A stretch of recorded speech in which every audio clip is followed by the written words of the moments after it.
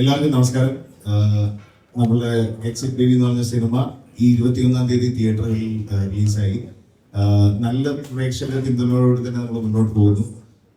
ഒരുപാട് കുടുംബങ്ങളും സ്ത്രീകളും എല്ലാവരും തിയേറ്ററിലേക്ക് എത്തി, കുട്ടികളും ഒന്ന് തിയേറ്ററിലേക്ക് എത്തി നമ്മുടെ സിനിമ കണ്ട് ആസ്വദിക്കുന്നു എന്ന് പറയുന്നതിൽ നമുക്ക് ഒരുപാട് സന്തോഷമുണ്ട്. നല്ല റെസ്പോൺസുകൾ നമുക്ക് വരുന്നു. നമ്മൾ തിയേറ്റർ വിസിറ്റും കാര്യങ്ങളിലും പോകുമ്പോൾ എല്ലാവരുടെയും സ്നേഹം അടുത്തറിയാൻ സാധിക്കുന്നുണ്ട്. ഇതിന്റെ ഒരു ഈ നമുക്ക് കിട്ടുന്ന റെസ്പോൺസിന്റെ ആക്കം ഒന്ന് കൂട്ടുക എന്നുള്ളതാണ്. നമ്മൾ എല്ലാവരും ഇവിടെ വിളിച്ചു വരുത്തി നിങ്ങളുടെ ഈ സന്ദേശം ആളുകളിലേക്ക് കൂടുതൽ എത്തിക്കുക, കൂടുതൽ ആൾക്കാരെ തിയേറ്ററിലേക്ക് ഈ സിനിമ കാണാനായിട്ട് എത്തിക്കുക എന്നുള്ള ഉദ്ദേശത്തോടെയാണ് നമ്മൾ നിങ്ങളോട് മീറ്റ് ചെയ്യാനായിട്ട് വന്നിട്ടുള്ളത്. അപ്പം അതും സിനിമയുടെ വിശേഷങ്ങൾ ഇപ്പൊ റിലീസ് ആയതിന്റെ പ്രതികരണം. ഫസ്റ്റ് ഓഫ് ഓൾ എല്ലാവർക്കും താങ്ക് യു സിനിമയെ സപ്പോർട്ട് ചെയ്യാൻ വേണ്ടിയിട്ട് ഇവിടെ എത്തിയത്. പിന്നെ കോച്ച് പറഞ്ഞതുപോലെ ഫെബ്രുവരി 21 റിലീസായി നല്ല നല്ല റെസ്പോൺസാണ് നമുക്ക് എല്ലാ സൈഡിൽ നിന്നും കിട്ടുന്നത്. കണ്ടവരെല്ലാവരും ഇഷ്ടപ്പെട്ടു. ഞങ്ങൾ തിയേറ്റർ വിസിറ്റ്സും ഒക്കെ പോയപ്പോൾ എല്ലാവർക്കും ഇഷ്ടപ്പെട്ടു. എല്ലാവരും ഭയങ്കരമായിട്ട് ഇമോഷണലി സംസാരിച്ച ഒരുപാട് പേരുണ്ട്. അമ്മമാർ ഒരുപാട് പേര് സംസാരിച്ചു. സ്ത്രീകൾ പറയുന്ന കുട്ടികൾക്ക് വേണ്ടി ട്രൈ ചെയ്യുന്ന ആൾക്കാർ പലരും നമ്മളുമായിട്ട് കമ്മ്യൂണിക്കേറ്റ് ചെയ്തിട്ടുണ്ടായിരുന്നു. അപ്പോൾ എല്ലാവർക്കും ഇഷ്ടപ്പെട്ട ഒരു സിനിമയുടെ ഭാഗമാവാൻ പറ്റി എന്നുള്ളതും വലിയ സന്തോഷമാണ്. അപ്പോൾ ഈ പറഞ്ഞതുപോലെ ഞങ്ങൾക്ക് നിങ്ങളുടെയും കൂടെ സപ്പോർട്ട് വേണം, അതിനാണ് ഇവിടെ വന്നിരിക്കുന്നത്. Thank you so much. എല്ലാവർക്കും നമസ്കാരം. Thank you so much. Cinema ഈ 21-ാം തീയതി റിലീസായ ഫാന്റാസ്റ്റിക് റെസ്പോൺസ്. മാർക്കോ എന്ന സിനിമയ്ക്ക് ശേഷം റിലീസാവുന്ന സിനിമയാണ്. മാർക്കോ എന്ന സിനിമയ്ക്ക് മുൻപ് ഷൂട്ട് ചെയ്ത സിനിമയായിരുന്നു. ആൻഡ് ഞങ്ങൾക്ക് തോന്നി റിലീസ് കുറച്ചും കൂടി ഈ സമയത്ത് ചെയ്യുവാണെങ്കിൽ നന്നായിരിക്കുന്നു. ആൻഡ് വിചാരിച്ച പോലെ തന്നെ ഒരുപാട് നല്ല feedback in terms of family. ഇത് കംപ്ലീറ്റ് ഫാമിലി മൂവിയാണ്. ആക്ഷൻ സിനിമകൾ എന്ന് പറഞ്ഞാൽ ഒരു പഠനം ചെയ്തിട്ടുള്ളൂ. പക്ഷേ ഐ ജസ്റ്റ് ഫീൽ ദാറ്റ് എന്നെ ഭയങ്കരമായിട്ട് സപ്പോർട്ട് ചെയ്തത് ഫാമിലി ഓഡിയൻസ് ആണ്. അപ്പോൾ അവർക്ക് വേണ്ടി ഒരു കംപ്ലീറ്റ് കുടുംബത്തെ കംപ്ലീറ്റ്ലി നമുക്ക് അറ്റൻഡ് ചെയ്യാൻ പറ്റുന്ന ഒരു സിനിമ ചെയ്യണമെന്ന് ആഗ്രഹം ഉണ്ടാകും. കഥ എൻ്റെ അടുത്ത് മിസ്റ്റർ വൈ വി രാജേഷ് പടത്തിൻ്റെ സ്ക്രിപ്റ്റ് റൈറ്റർ പിച്ച് ചെയ്തപ്പോൾ വിനയുടെ പേര് പറഞ്ഞിട്ടുണ്ടായിരുന്നു. സജീവിന് അത് ഭയങ്കര ഇൻട്രസ്റ്റിംഗ് ആയി തോന്നി. അങ്ങനെ ഓൾ ഗെറ്റ് ടുഗദർ ഈ സിനിമ സംഭവിച്ചു. സിനിമ പ്രതികരണം എന്ന് പറഞ്ഞാൽ എൻ്റെ ജീവിതത്തിൽ ഒരുപാട് നമ്മൾ സിനിമകൾ ചെയ്തിട്ടുണ്ട്. എപ്പോഴും നമുക്ക് തോന്നും എന്തുകൊണ്ട് നമ്മളൊരു സിനിമ ചെയ്തു, what is the reason of choosing this particular story. ഞാൻ മനസ്സിലാക്കിയത് ഇന്ന് രാവിലെ ഒരു മെസ്സേജ് എൻ്റെ അടുത്തേക്ക് എത്തി. അതൊരു ഫേസ്ബുക്ക് പോസ്റ്റ് ആയിരുന്നു. എൻ്റെ ഫ്രണ്ട് എനിക്ക് ഷെയർ ചെയ്തപ്പോൾ കിട്ടിയതാണ്. റെഡ് ദാറ്റ് ഒരു കുട്ടി അമ്മയോട് ചോദിക്കുന്നുണ്ടായിരുന്നു, ഞാൻ എങ്ങനെയാണ് ഇവിടെ എത്തിയത് അച്ഛൻ്റെ അമ്മയുടെ കൂടെ. അമ്മയ്ക്ക് ഇത് പറഞ്ഞു കൊടുക്കാൻ ഒരു ജന്മിന് ഒരു ചെറിയ കുട്ടി ആയതുകൊണ്ട് ഞാൻ ഭയങ്കര റീസൺസ് ഒന്നും കണ്ടെത്തിയില്ല. അവർ പിന്നീട് ഗെറ്റ്സ് ബേബി എന്ന സിനിമ കാണാൻ പോയി. ആ സിനിമ കണ്ടതിന് ശേഷം ഒരു ഫീൽ ഗുഡ് സിനിമ, ഫാമിലീസിനെ എല്ലാവർക്കും ഇഷ്ടപ്പെടുന്ന ഒരു സിനിമയായിട്ടാണ് വന്നത്. പക്ഷേ ആ മോൻ അമ്മയോട് ചോദിച്ചു, ഞാൻ ഇവിടെ എത്തിയപ്പോൾ അമ്മയ്ക്ക് ഒരുപാട് വേദനിച്ച് കാണുന്നില്ലായിരുന്നു. ആൻഡ് ദാറ്റ് വാസ് സംതിങ്, എന്താ പറയുക, എനിക്ക് ഭയങ്കര ടച്ച് ചെയ്തൊരു ഇമോഷൻ തോന്നി. ആ ലേഡി അത് ഫേസ്ബുക്കിൽ പോസ്റ്റ് ചെയ്തു. ഞാൻ മനസ്സിലാക്കുന്നത് ഇത്രയേ ഉള്ളൂ, അച്ഛൻ അമ്മ കുടുംബം ഇങ്ങനത്തെ ഒരു വികാരം മനസ്സിൽ കൊണ്ട് നടക്കുന്ന ഈ ജനറേഷനിലെ കുട്ടികൾക്കും അല്ലെങ്കിൽ ഓൾറെഡി ഫാമിലീസിനൊക്കെ അതിന് വാല്യൂ, ഹ്യൂമൻ ഇമോഷൻസ് അല്ലെങ്കിൽ ഫാമിലി റിലേഷൻസിനൊക്കെ വാല്യൂ കൊടുക്കുന്ന സമൂഹത്തിൽ നിൽക്കുന്ന ഫാമിലീസിന് ഇത് ഭയങ്കരമായിട്ട് കണക്ട് ചെയ്യുന്ന ഒരു സിനിമയായിരിക്കും. ഞാൻ പേഴ്സണലി ഒരുപാട് ഇത്തരം സിനിമകൾ ചെയ്തിട്ടുണ്ട്. മേപ്പടിയാൻ, പ്രൊഫഷൻ, ഫേമസ് സന്തോഷം, ഈ ജയഗണേഷ്, ഈ സിനിമകളെല്ലാം ഒരു ബേസിക് ഹ്യൂമൻ ഇമോഷന് ഭയങ്കരമായിട്ട് വാല്യൂ കൊടുക്കുന്ന സിനിമകളാണ്. അതിൽ I just feel that gets baby എന്നൊരു സിനിമ ഇതിൽ നിന്ന് കുറച്ചും കൂടി ഇമോഷണലി കണക്ട് ആവാനായിട്ട് എനിക്ക് ഫീൽ ചെയ്തു, സജീവിന് ഫീൽ ചെയ്തു, അതിലൂടെ ഇരിക്കുന്ന എനിക്കില്ല എല്ലാവർക്കും. ഇങ്ങനത്തെ ഒരു സിനിമ കൂടി ഒരു ആക്ഷൻ സിനിമ ചെയ്യുന്ന സമയത്ത് ഇത്തരം സിനിമകളും ഈ ഒരു സിനിമയുടെ വലിപ്പം ബഡ്ജറ്റിലല്ല, ഐഡിയയിലാണ്, കോൺസെപ്റ്റിലാണ് സിനിമ വലുതാവുന്നത്. ഐ ഫീൽ എൻ്റെ കരിയറിൽ തന്നെ ഏറ്റവും ഇൻറ്റൻസ് ആൻഡ് ഏറ്റവും വലിയ തോട്ട് ഗെറ്റ്സ് ബേബിയിലൂടെയാണ് നമ്മൾ പങ്കുവെച്ചിരുന്നത്. നിങ്ങളുടെ എല്ലാവരുടെ സപ്പോർട്ട് ഈ സിനിമ ഫാമിലി ഓഡിയൻസിലേക്ക് എത്തിക്കാൻ ഞാൻ റിക്വസ്റ്റ് ചെയ്യുന്നു. Thank you for coming with this the whole idea. Feedback പിന്നീടാണ്. ഇനിയും സിനിമ പതിയെ പിക്കപ്പ് ചെയ്തിട്ട് നല്ല രീതിയിൽ മുന്നോട്ട് പോകും. അതുവരെ നിങ്ങൾ കാണാത്തൊരു സിനിമ കാണണം, സോ ദാറ്റ് നിങ്ങളുടെ റെസ്പോൺസും പബ്ലിക്കിലേക്ക് എത്തിക്കാൻ സാധിക്കും. Thank you so much. നമസ്കാരം. ആദ്യമേ ഇവിടെ എത്തിയിട്ടുള്ള എല്ലാ വലിയ സുഹൃത്തുക്കൾക്കും എൻ്റെ സ്നേഹം ഞാൻ അറിയിക്കുന്നു. ഒരുപാട് പടങ്ങളുടെ പ്രൊമോഷൻ ഞങ്ങളെപ്പോലെ അവിടെ ഇരുന്ന് കോർഡിനേറ്റ് ചെയ്തിട്ടുള്ള ഒരാളാണ് ഞാൻ. ഇന്ന് ഇവിടെ ഇരിക്കുന്നതിൽ സന്തോഷം തോന്നുന്നുണ്ട്. അതിലുപരിയായിട്ട് ഗെറ്റ്സ് ആൻഡ് ബേബി എന്ന് പറഞ്ഞൊരു പടം മോഹൻ്റെ കൂടെ ചേർന്ന് ചെയ്തത് വളരെയധികം സന്തോഷമാണ്. ഒരുപാട് ഫാമിലി സ്ത്രീകൾ നമുക്ക് ഒരുപാട് ഫീഡ്ബാക്കുകൾ പറയുന്നുണ്ട്. ഈ ചിത്രം അവർക്ക് വേണ്ടിയിട്ടുള്ളതാണ്. ഉണ്ണി പറഞ്ഞു കഴിഞ്ഞാൽ അടിയിൽ പറയുകയുണ്ട്, അച്ഛൻ, അമ്മ, കുടുംബം, ഈ വികാരം മനസ്സിൽ കൊണ്ടുവരുന്നത് തീർച്ചയായിട്ടും സ്പർശിക്കുന്ന ഒരു നല്ലൊരു കുടുംബ ചിത്രമാണ് ഗെറ്റ്സ് ആൻഡ് ബേബി. നിങ്ങളെല്ലാവരും തീർച്ചയായിട്ടും കൂടുതൽ കുടുംബങ്ങളിലൂടെ ഈ ചിത്രം എത്തിക്കണം. മലയാള സിനിമയിൽ തീർച്ചയായിട്ടും കുടുംബ പ്രേക്ഷകർക്ക് ഇഷ്ടമുള്ള സിനിമകൾ വരണമെന്ന് അവർ ആഗ്രഹിക്കുന്നുണ്ട്. അവർക്ക് വേണ്ടിയിട്ട് നമ്മൾ ചെയ്തൊരു സിനിമയെ ഗെറ്റ്സ് ആൻഡ് ബേബി അവർക്ക് എത്തിക്കാൻ വേണ്ടിയിട്ട് എല്ലാവരുടെയും സപ്പോർട്ട് നമ്മൾ ആഗ്രഹിക്കുന്നുണ്ട്. Thank you. Thank you so much. So ഇനിയിപ്പം Q&A ആണ്. Q&A ഞാൻ ഒന്നുകൂടെ റിമൈൻഡ് ചെയ്യുന്നു, let's keep the questions precisely to the movie. കുറേ കാര്യം ഡിസ്കസ് ചെയ്യാട്ടോ, അത് maybe in future will discuss. അപ്പോൾ let's keep the questions to the movie. നിങ്ങൾ ആരാ ചോദിക്കേണ്ടത് പറഞ്ഞാൽ ക്ലാസ് നമുക്ക്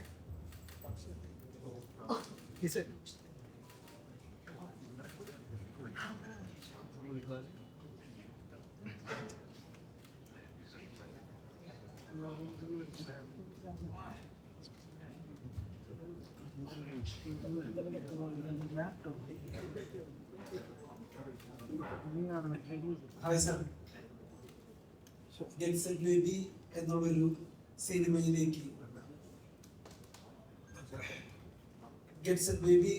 സിനിമയിലേക്ക് പർട്ടിക്കുലറായിട്ട് ഉണ്ണി മുകുന്ദനെയും നിഖില വിമലിനെയും കാസ്റ്റ് ചെയ്യാനുള്ള കാരണം എന്ന് പറയാമോ? നമ്മൾ ഈ സിനിമ എഴുതി തുടങ്ങിയ സമയത്ത് അല്ലെങ്കിൽ സ്ക്രിപ്റ്റ് റൈറ്റിംഗിന്റെ സ്റ്റേജിൽ ഇത് നമുക്കൊരു ഒരു ആർട്ടിസ്റ്റിന് വേണ്ടി നമ്മൾ ആലോചിച്ചിട്ടുണ്ടായിരുന്നില്ല. ഇതിന്റെ ഫോർമറ്റീവ് സ്റ്റേജിൽ ഒരു സമയത്ത് വൈ രാജേഷ് ഉണ്ണിയെ കണ്ട് സംസാരിച്ചപ്പോൾ ഉണ്ണിക്ക് ഈ കഥ ഭയങ്കര എക്സൈറ്റിംഗ് ആയിട്ട് തോന്നി എന്ന് പറഞ്ഞു. അപ്പൊ ഇതിന്റെ ഒരു ഇമോഷണൽ കോർ മനസ്സിലാക്കുന്ന ഒരാള് ഇഷ്ടപ്പെട്ടു എന്ന് പറഞ്ഞപ്പോൾ അത് തന്നെയായിരുന്നു ഞങ്ങൾക്ക് ഉണ്ണിന്റെ ഇതിൽ കാസ്റ്റ് ചെയ്യാൻ അല്ലെങ്കിൽ ഉണ്ണി ഇതിലേക്ക് സഹകരിക്കാന്ന് പറയുമ്പോൾ നമുക്ക് അതിനുണ്ടായ സന്തോഷം തന്നെ. പിന്നെ ഉണ്ണി നിഖിലയും എന്നുള്ള കോമ്പിനേഷൻ ഒരുപാട് ആൾക്കാർ പ്രതീക്ഷിച്ചിരുന്ന ഒരു കോമ്പിനേഷൻ ആയിരുന്നു. ഞാനിവര് ഒന്നിച്ച് കാണുന്നത് ആദ്യമായിട്ട് ആക്ച്വലി വിഷ്ണു മോഹന്റെ ഒരു പടത്തിന്റെ പൂജയുടെ ഇടയിൽ വെച്ചിട്ടാണ് ഇവര് ഒന്നിച്ചെന്ന് സംസാരിക്കുന്ന ഒരു വീട്ടിൽ വയനാട്ടിലായിരുന്നു. പിന്നെ നിഖിലിനെ എനിക്ക് നേരത്തെ പരിചയം ഉണ്ടായിരുന്നു. അപ്പോൾ ഉണ്ണിക്ക് ശേഷം നിഖിലയോട് സംസാരിച്ചു, നിഖിലേക്കും കഥ വർക്കൗട്ടായി. അങ്ങനെ രണ്ടുപേരും കാസ്റ്റ് ചെയ്തിട്ടുണ്ട്. ആദ്യമായിട്ട് ഇവർ രണ്ടുപേരോടും കഥ പറയുമ്പോൾ എക്സ്പീരിയൻസ് എന്ന് പറയാം. എന്തായിരുന്നു അവരുടെ മുഖഭാവങ്ങൾ, എന്തായിരുന്നു അവരുടെ റെസ്പോൺസ്? ഈ മുഖഭാവം അങ്ങനെ സ്പെസിഫിക് ആയിട്ട് ചോദിച്ചാൽ എനിക്ക് പറയാൻ പറ്റില്ല. പക്ഷെ ഈ സിനിമ സംസാരിക്കുന്ന ഒരു വിഷയം അത് വളരെ ഇമ്പോർട്ടൻ്റ് ആയിട്ട് നമ്മൾ ഇന്ന് സൊസൈറ്റിയിൽ സംസാരിക്കേണ്ട ഒരു കാര്യമാണ്.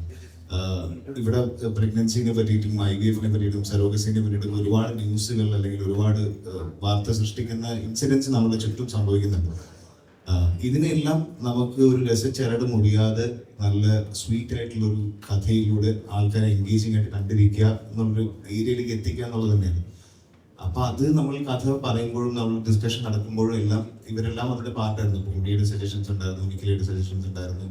അങ്ങനെയാണ് ഈ സിനിമ ഇപ്പോൾ കാണുന്ന ഫുൾ ഫ്ലെജ്ഡ് ആയിട്ടുള്ള ഒരു എന്റർടൈനർ, ഒരു happy at the same time emotional ആയിട്ടുള്ള ഒരു സിനിമയായിട്ട് മാറില്ല. മുഖഭാവം ചോദിച്ചാൽ മാർക്കോ പോലെ പാൻ ഇന്ത്യയിൽ ശ്രദ്ധിച്ച ഒരു ചിത്രം ചെയ്തതിനു ശേഷമാണ് ഗെറ്റ്സ് ആൻഡ് ബേബിയിലേക്ക് വരുന്നത്. അപ്പൊ മാർക്കോ കണ്ടവർക്കറിയാം, ഉണ്ണിയുടെ സ്ക്രീൻ പ്രസൻസ് ഒക്കെ ഭയങ്കരമായിട്ട് അത്രയും വയലന്റ് ഒരു ചിത്രത്തിന് നമുക്ക് ഈ ഒരു എന്താണ് ആക്ഷൻ ചെയ്യാൻ പെർഫെക്റ്റ് ആയിട്ടുള്ള ഒരു നടനാണെന്ന് തോന്നുന്ന അർത്ഥത്തിലേക്ക് തോന്നിയ ചിത്രമായിരുന്നു. അപ്പൊ അവിടെ നിന്ന് ഗെറ്റ്സ് ആൻഡ് ബേബിയിലേക്ക് വരാൻ നേരത്ത് ഭയങ്കര അത് കാണാൻ നേരത്ത് ഭയങ്കര ഇച്ചിരി കൂടെ ലവിങ് ആയിട്ടുള്ള വേറൊരു ഫേസും കാര്യങ്ങളൊക്കെ ആയിരുന്നു. ആ ഒരു യാത്ര എങ്ങനെയായിരുന്നു? ഇപ്പൊ അതിനു മുമ്പ് ഈ മാളികപ്പുറവും മേപ്പടിയാനൊക്കെ ഫാമിലി ചിത്രങ്ങൾ ചെയ്യുന്ന ഒരു നടനുമാണ്. അപ്പം പിന്നീട് ഒരു പീക്കിന്ന് പിന്നീട് ആ ഫാമിലി സെറ്റപ്പിലേക്ക് വന്ന ഒരു യാത്ര അതാണ്. ബ്രദർ ആക്ച്വലി മാർക്കോ എന്ന സിനിമ ഷൂട്ടിന് മുന്നേ കംപ്ലീറ്റ് ചെയ്ത സിനിമ ഷൂട്ടിംഗ് നോക്കുവാണെങ്കിൽ ഞാൻ ആദ്യം ഗെറ്റ്സ് ആൻഡ് ബേബിയാണ് ചെയ്തുകൊണ്ടിരിക്കുമ്പോൾ മാർക്കോട് വർക്ക് നടക്കുന്നുണ്ടായിരുന്നു. മാർക്കോ പാൻ ഇന്ത്യൻ ഹിറ്റ് ആക്കണം എന്ന് വിചാരിച്ചെടുത്ത സിനിമയല്ല, അതങ്ങനെ ആയി തീർന്നു. എനിക്ക് ഒരുപാട് സന്തോഷമുണ്ട്. എന്നെ സംബന്ധിച്ച് മാർക്കോ പോലത്തെ ഒരു സിനിമ ചെയ്യുമ്പോൾ ഞാൻ ഗെറ്റ്സ് ആൻഡ് ബേബി പോലത്തെ സിനിമ എന്ന് വെച്ചാൽ ഞാൻ ഒരുപാട് ഇഷ്ടപ്പെടുന്ന ഒരു സബ്ജക്റ്റാണ്. ഫാമിലി മൂവീസ് കഴിഞ്ഞ 5 വർഷമായിട്ട് റെഗുലറായിട്ട് ചെയ്യുന്നുണ്ട്. എനിക്ക് തോന്നിയ ഞാൻ ഇനി ഒരു ആക്ഷൻ സിനിമ ചെയ്താൽ അത് ചിലപ്പോൾ വിജയിക്കും, അല്ലെങ്കിൽ ആൾക്കാർക്ക് ഇഷ്ടപ്പെടും. ബട്ട് എന്നെ സംബന്ധിച്ച് മാർക്കോയെ പോലെ തന്നെ വളരെ important and close to my heart സബ്ജക്റ്റാണ്. മാർക്കോ വലിയൊരു ഹിറ്റാണ്, ഓൾ സൈഡ് ഗുഡ്. പക്ഷേ ഒരു മൂവി എന്ന നിലയിൽ ഞാൻ കുറച്ചും കൂടി ഇമോഷണലി കണക്ട് ആവുന്നത് എക്സെപ്റ്റ് ബേബി എന്ന സിനിമയുടെ കോർ എസൻസിലാണ്. ദാറ്റ് ഈസ് സജീവൻ പറഞ്ഞു, ഞാനും പറഞ്ഞു, വിനിയും പറഞ്ഞത്. ഞാൻ കുറച്ച് ഫാമിലി ഇമോഷൻസ് മനസ്സിൽ കൊണ്ട് നടക്കുന്ന ഒരാളാണ്. എനിക്ക് കണക്ട് ആവുന്ന കഥകൾ, ഇപ്പോൾ വൈബി എൻ്റെ അടുത്ത് ഈ കഥ പറഞ്ഞപ്പോൾ ഈ പ്രായത്തിൽ ഏറ്റവും കൂടുതൽ ഞാൻ കേൾക്കുന്ന കാര്യങ്ങൾ കല്യാണത്തെക്കുറിച്ചും അതേപോലെ തന്നെ ഇമോഷൻ ഫാമിലി കാര്യങ്ങളെക്കുറിച്ച് കേൾക്കുമ്പോൾ നമുക്ക് പെട്ടെന്ന് അത് ഓക്കെ ഇതിലൊരു സിനിമ ഉണ്ടല്ലോ. ഈ സിനിമ ബേസിക്കലി ഡിസ്കസ് ചെയ്യുന്നത് ആഫ്റ്റർ മാരേജ് ഒരു കപ്പിൾ ഫേസ് ചെയ്യുന്ന ഏറ്റവും ബുദ്ധിമുട്ടുള്ളൊരു സാഹചര്യം എന്താണെന്ന് വെച്ചാൽ കുട്ടികൾ വിശേഷം എന്താണെന്ന് ചോദിക്കുന്നത് കുട്ടികളും ഫാമിലിയെ കുറിച്ചാണ്. അങ്ങനെ ആ ഒരു സിറ്റുവേഷനിലേക്ക് എത്തിപ്പെടാൻ പറ്റാത്ത കപ്പിൾസിൻ്റെ ലൈഫിൽ ഉണ്ടാവുന്ന പ്രശ്നങ്ങൾ, ആ പ്രശ്നങ്ങൾ എങ്ങനെ സൊസൈറ്റി അതിൽ ഇൻഫ്ലുവൻസ് ചെയ്യുന്നു, ഈ ഒരു സ്ത്രീയുടെ സൈഡിൽ നിന്നും ഒരു പുരുഷൻ്റെ ഭാഗത്തു നിന്നും ഉണ്ടാകുന്ന അവർക്ക് രണ്ടുപേർക്കും ഉണ്ടാകുന്ന മെൻ്റൽ സ്ട്രഗിൾ, സൈക്കോളജിക്കൽ പ്രശ്നങ്ങൾ, ഫാമിലീസിന് അതെങ്ങനെ ഹാൻഡിൽ ചെയ്യാൻ പറ്റും, ഇത്രയും ഭയങ്കര പക്വതയുള്ള ഒരു സബ്ജക്റ്റാണ് ഗെറ്റ്സ് എ ബേബി. ബട്ട് വിനയുടെ ഒരു style of rendering and look and feel cinema looks very engaging, colourful. കുട്ടികൾക്കും ഫാമിലീസിനും കഴിക്കാൻ പോകുന്ന ആൾക്കാരും കല്യാണം കഴിച്ചവരും അതിനെക്കുറിച്ച് ചിന്തിക്കുന്നവർ, ഫാമിലി പ്ലാനിങ് ചിന്തിക്കുന്നവർക്ക് എല്ലാവർക്കും ഒരേപോലെ എൻജോയ് ചെയ്യാൻ പറ്റുന്ന സിനിമ ഗെറ്റ്സ് എ ബേബി ആയിരിക്കും. That's A take away. അതായത് നിങ്ങൾക്ക് ഈ സിനിമ വീട്ടിൽ പോയി ഡിസ്കസ് ചെയ്യാം, വീട്ടിൽ ഇരുന്ന് ഡിസ്കസ് ചെയ്യാം. മാർക്കോയിൽ അങ്ങനെ ഡിസ്കസ് ചെയ്യാനൊന്നുമില്ല. മാർക്കോ ഒരു മൊമെൻ്ററി ഹൈ ആണ്. തിയേറ്ററിൽ അടിക്കില്ല. തിയേറ്ററിൽ ഇരിക്കുമ്പോൾ നിങ്ങൾക്ക് എനിക്കതാണ് തോന്നിയത്. ഞാൻ ആ സിനിമ കണ്ടപ്പോൾ എനിക്ക് വാവ്. പക്ഷെ ഞാൻ പിന്നീട് എനിക്ക് മാർക്കോയെ കുറിച്ച് ചിന്തിക്കാനൊന്നും ഉണ്ടായില്ല. ബട്ട് ആ ഒരു ഇമോഷൻ ക്രിയേറ്റ് ചെയ്യാനും ഭയങ്കര പാടാണ്. ഗെറ്റ്സ് എ ബേബിയെ സംബന്ധിച്ച് ഒരു സ്ലോ ബ്രൂയിങ് പ്രോസസ്സാണ്. ഇങ്ങനെ നിങ്ങൾക്ക് പിന്നീട് ചിലപ്പോൾ ഇപ്പം എന്നെ സംബന്ധിച്ച് മാർക്കോയിൽ ഒരു ഭയങ്കരമായ ഫീഡ്ബാക്ക് ഒന്നും കിട്ടിയില്ല. സ്വാഗ് മ്യൂസിക്, സ്വാഗ് ഇങ്ങനത്തെ ഒരു ജനറിക് ഫീഡ്ബാക്കാണ്. തിയേറ്ററിൽ അടിപൊളിയായിരുന്നു, വെൽ ആൻഡ് ഗുഡ്. പക്ഷെ ഞാൻ ആദ്യം സംസാരിച്ചപ്പോൾ എനിക്ക് ഒരു കൊച്ചു കുഞ്ഞ് അമ്മയോട് ചോദിക്കുന്നത്, അന്ന് ഞാൻ ജനിച്ചപ്പോൾ അമ്മയ്ക്ക് ഒരുപാട് വേദനിച്ചു എന്ന് ഉള്ളൊരു ചോദ്യം ആ അമ്മയുടെയും മകൻ്റെയും റിലേഷൻഷിപ്പിനെ വേറെ തലത്തിലേക്ക് ഈ സിനിമ കൊണ്ടുപോകും. ഈ സിനിമ കൊണ്ട് സംഭവിച്ചൊരു നല്ല കാര്യം എന്ന് എനിക്ക് വേണമെങ്കിൽ പറയാം, which will stay in my memory. ആ സെൻസിൽ ആസ് എൻ ആക്ടർ ഓൾസോ. ഇപ്പോൾ വിനയ് എന്നെ കാസ്റ്റ് ചെയ്യുമ്പോൾ വിനയ്ക്കും ഒരു ചലഞ്ചാണ് ഇങ്ങനത്തെ ഒരു ടൈപ്പ് ഓഫ് സിനിമ. സജീവ് ഒരു ഹാർഡ് കോർ ആക്ഷൻ സിനിമ ഇഷ്ടപ്പെടുന്ന ഒരാളാണ്, ലാലേട്ടൻ്റെ കൂടെയാണ്. അപ്പോൾ പിന്നെ അങ്ങനത്തെ ഒരു മീശ പിരിക്കുന്ന സിനിമകളൊക്കെ പ്രതീക്ഷിക്കാം സ്കന്ധയിൽ. ഞങ്ങൾ പക്ഷെ ഓവറോൾ ഇങ്ങനത്തെ സിനിമയും ഇഷ്ടപ്പെടുന്ന ആൾക്കാരായതുകൊണ്ട് ഞാനും അങ്ങനെ എനിക്ക് ഫാമിലി ഓഡിയൻസിനെ ഇങ്ങനെ പൂർണ്ണമായിട്ട് അവോയ്ഡ് ചെയ്യാൻ പറ്റില്ല. ബിക്കോസ് മാർക്കോ പോലത്തെ ഒരു A സർട്ടിഫൈഡ് സെഗ്മെന്റഡ് മൂവി ചെയ്തപ്പോൾ എനിക്കൊരു പേടി ഉണ്ടായെന്ന് വെച്ചാൽ എൻ്റെ ഒരു പ്രൈമറി ഓഡിയൻസ്, ദാറ്റ് ഈസ് ഒരു നടനെ ഭയങ്കരമായിട്ട് സപ്പോർട്ട് ചെയ്യുന്നത് ഫാമിലി ഓഡിയൻസാണ്. അവർക്ക് വേണ്ടി ഒരു സിനിമ ഇമ്മീഡിയറ്റ് വരുമ്പോൾ നന്നായിരിക്കും. അതിൻ്റെ ഭാഗമായിട്ട് വന്ന ഒരു സിനിമയാണ്. നമ്മളെല്ലാവരും കാണുമ്പോൾ ഞാനിപ്പോൾ ഈ പറഞ്ഞ കാര്യങ്ങളെല്ലാം നിങ്ങൾക്ക് റിലേറ്റ് ചെയ്യാൻ പറ്റും. Even for you also. ഞാൻ ഈ ഫാമിലീസ് എന്ന് പറയുമ്പോൾ പ്രായമില്ല, അത് ജസ്റ്റ് ആയിട്ട് ഒരു കൊളാബറേറ്റീവ് സ്പേസ് നിൽക്കുന്ന ഒരു നല്ല സിനിമ. സജ്ജയുടെ ജീവിതത്തിന്റെ ഭൂരിഭാഗം ടൈമിലും മോഹൻലാൽ എന്ന് പറഞ്ഞൊരു ഓവറെ കണ്ടോണ്ടിരിക്കുന്ന ഒരാളാണ്. എന്നിട്ട് എന്തുകൊണ്ടാണ് ഉണ്ണിമൂന്തനെ വെച്ച് ആദ്യം സിനിമയും താരങ്ങളെ കുറിച്ചുള്ള സബ്ജക്റ്റ് ഒക്കെ ഭയങ്കരമായി ചർച്ച ചെയ്തുകൊണ്ടിരിക്കുന്ന ഒരു കാലഘട്ടത്തിലാണ് നമ്മളിപ്പോ സംസാരിച്ചുകൊണ്ടിരിക്കുന്നത്. യഥാർത്ഥത്തിൽ താരങ്ങള് അമിത പ്രതിഫലം വാങ്ങുന്നുണ്ടോ? എന്താണ് അതിന്റെ ഉണ്ണിയോട് ഒരു പെർസ്പെക്റ്റീവ്? ഞാൻ വിചാരിച്ചത് ഞാൻ അത്രയും മേടിക്കുന്നില്ല. എൻ്റെ ആഗ്രഹങ്ങൾ ഒരുപാടുണ്ട്. എൻ്റെ അവസ്ഥ അല്ല, ബേസിക്കലി ഇപ്പം അതോടൊപ്പം ഇപ്പം ഒരു പ്രൊഡ്യൂസർ, ഇപ്പം നമുക്കറിയാം മാർത്തോപുരത്തിന്റെ ചിത്രം മലയാളത്തിന് സമ്മാനിച്ച ഒരു പ്രൊഡ്യൂസർ കൂടെയാണ്. ഇപ്പം എന്താണ് താരങ്ങള് യഥാർത്ഥത്തിൽ സിനിമ പ്രൊഡ്യൂസ് ചെയ്യാൻ നേരത്ത് കൂടുതലും അതിന്റെ ക്രാഫ്റ്റിനായിരിക്കും കൂടുതൽ മുൻതൂക്കം കൊടുക്കുന്നത്. ഇപ്പൊ മാർക്കോ നമുക്ക് കണ്ടാൽ അറിയാം, അതിന്റെ ആ സ്റ്റെയർ കേസ് സീനൊക്കെ ഒരുപാട് ടൈം സ്പെൻഡ് ചെയ്തിട്ടായിരിക്കും. ഇല്ലെങ്കിൽ അങ്ങനത്തെ പല സംഗതികൾക്കും ഈ ഡിഫൻഡറൊക്കെ ഒരുപാട് ഡിഫൻഡർ കാര്യങ്ങളൊക്കെ കൊണ്ടുവരാൻ നേരത്ത് അതിനാ സിനിമ അറിയുന്ന ഒരു തടരുന്ന അർത്ഥത്തിൽ അതിനകത്ത് അത്രയ്ക്ക് ഇൻവെസ്റ്റ് ചെയ്യാൻ വേണ്ടി താല്പര്യപ്പെടും. മീൻസ് അതിന്റെ ഒരു ഔട്ട്ലുക്ക് ഏറ്റവും മനോഹരമാകണമെന്ന് മാത്രമായിരിക്കും നടൻ ആഗ്രഹിക്കുന്നത്. അപ്പൊ പിന്നീട് ഈ ചർച്ചകളിൽ പറയുന്നത് താരങ്ങൾ സിനിമ നിർമ്മിക്കുന്നത് പോലും അതിനെ കുറിച്ച് പോലും ചർച്ച വരുന്നുണ്ട്. അപ്പൊ അങ്ങനത്തെ സംഗതിയൊക്കെ ഒരു പ്രൊഡ്യൂസർ എന്ന അർത്ഥത്തിലും കൂടെ എങ്ങനെയാണ് നോക്കിക്കണ്ടത്? പ്രൊഡ്യൂസർ ഞാൻ ഭയങ്കര റീസണബിളാണ്. ഞാൻ നല്ല സിനിമകൾ ചെയ്യാൻ ആഗ്രഹിച്ചു എന്നൊരു പ്രൊഡ്യൂസറാണ്. എൻ്റെ പൈസ, എൻ്റെ ഇഷ്ടത്തിന് സിനിമ എടുക്കണമെന്നാണ് അതിൻ്റെ ഒരു റൈറ്റ്. പിന്നെ ആ പൈസ കൊണ്ട് ഞാൻ എന്ത് ചെയ്താലും ആരും എന്നെ ചോദിക്കാൻ പാടില്ല എന്നാണ് എൻ്റെ ഒരു ബേസിക് മാന്യത. പ്രൊഡ്യൂസർ സിനിമകളൊക്കെ നല്ലതാണെന്നാണ് എൻ്റെ വിശ്വാസം. എനിക്കെന്നെ എൻ്റെ നഷ്ടവും പ്രോഫിറ്റും അങ്ങനെ ആരോടും ഡിസ്കസ് ചെയ്യേണ്ട കാര്യം പോലും ഇല്ല. എന്നാലും നമ്മൾ പറയുന്നു, നമ്മൾ ഒരു നടനോട് പടം പ്രൊഡ്യൂസ് ചെയ്യാൻ പാടില്ല എന്നോ, ഇതെൻ്റെ അവകാശങ്ങളാണ്, എൻ്റെ കുറച്ച് അവകാശങ്ങളുണ്ട്. ഞാൻ നടനും പ്രൊഡ്യൂസറും അതെല്ലാം എൻ്റെ മാത്രമല്ല, എല്ലാവർക്കും. I think I don't go with the statement. അത് ഫെയർ അല്ല. ബിക്കോസ് ഒരു ഫ്രീ സ്പേസ് ആണ്. അത് 0 ബഡ്ജറ്റിൽ സിനിമ ചെയ്യാം, പുതിയ ആൾക്കാരെ വെച്ച് സിനിമ ചെയ്യാം. ഇതിലൊരു റൂൾ ബുക്കില്ല. ഇൻഡസ്ട്രിയിൽ ആര് സിനിമ ചെയ്യണമെന്ന് എവിടെയും ഒരു ബെഞ്ച് മാർക്കില്ല. ഇന്ന ആൾക്ക് മാത്രമേ സിനിമ. IT ഫീൽഡിൽ നിന്ന് പെട്ടെന്ന് ജോലിയൊക്കെ മാറ്റി വെച്ചിട്ട് പെട്ടെന്ന് സിനിമ ചെയ്യുന്ന ആൾക്കാരുണ്ട്. ഞാൻ പോലും സിനിമ പഠിച്ചിട്ട് വന്നൊരു സിനിമ നടനായാണെന്നുള്ളത്. പ്രൊഡക്ഷൻ എന്താണെന്ന് കൂടി എനിക്കറിയില്ല. എൻ്റെ എക്സ്പീരിയൻസ് കൊണ്ട്, അങ്ങനെ ഒരു ലൈഫ് എക്സ്പീരിയൻസ് കൊണ്ടൊക്കെ ഇങ്ങനെയൊക്കെ ആയിത്തീർന്നു. സജീവാണെങ്കിലും വിനയാണെങ്കിലും ഇതെല്ലാം എനിക്കില്ല. എല്ലാവരും ആക്ടിങ് വാട്ട് എവർ ഏത് പ്രൊഫഷനാണെങ്കിലും അത്തരത്തിലുള്ള കാര്യങ്ങളോട് എനിക്ക് വിയോജിപ്പുണ്ട്. പിന്നെ നല്ല സിനിമ എടുക്കാനാണ് ഇതൊക്കെ ചെയ്യുന്നത്. ശമ്പളം ഞാൻ മേടിക്കാറില്ല. ഞാൻ എൻ്റെ കംപ്ലീറ്റ് തന്നെ വർക്ക് ചെയ്യുന്നു കാലങ്ങളായിട്ട്, ഒരു 5 വർഷമായിട്ട് ഇപ്പം തന്നെ. നിഖിലയുടെ ഒരു പെർസ്പെക്റ്റീവ് ആണ്, ഈ താരങ്ങള് പ്രതിഫലം യഥാർത്ഥത്തിൽ കുറയ്ക്കേണ്ടതുണ്ടോ?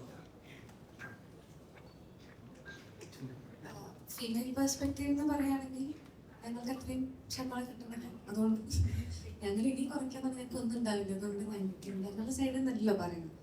പറഞ്ഞതുപോലെ അവരൊരു അസോസിയേഷൻ അങ്ങനെ ഒരു തീരുമാനം എടുക്കുന്നതോ അല്ലെങ്കിൽ അവരുടെ ഇടയിൽ അവർ ചർച്ച നടത്തിയിട്ട് ഇങ്ങനെയുള്ള കാര്യങ്ങൾ ഡിസ്കസ് ചെയ്തിട്ട് അതിൻ്റെ ഒരു എൻഡ് റിസൾട്ട് വന്നു കഴിയുമ്പോഴാണല്ലോ ഞാൻ അതിനെപ്പറ്റി സംസാരിക്കാൻ താല്പര്യപ്പെടുന്നത്.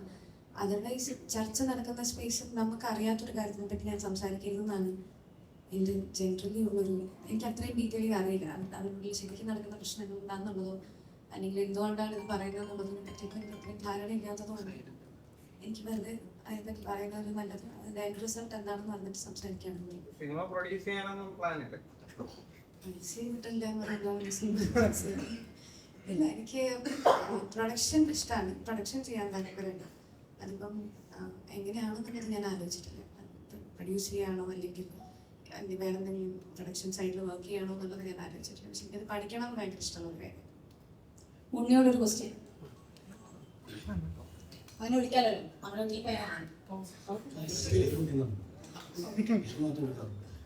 യശോദ എന്ന മൂവിയിൽ കോർ ഇതല്ല എങ്കിലും കണ്ടന്റ്, പ്രത്യക്ഷത്തിലുള്ള കണ്ടന്റ് IVF ആയിരുന്നല്ലോ. അപ്പോൾ അതും ഇതും തമ്മിൽ കണക്റ്റഡ് ആയിരുന്നു. കണക്ഷൻ എന്തെങ്കിലും കിട്ടിയിരുന്നു?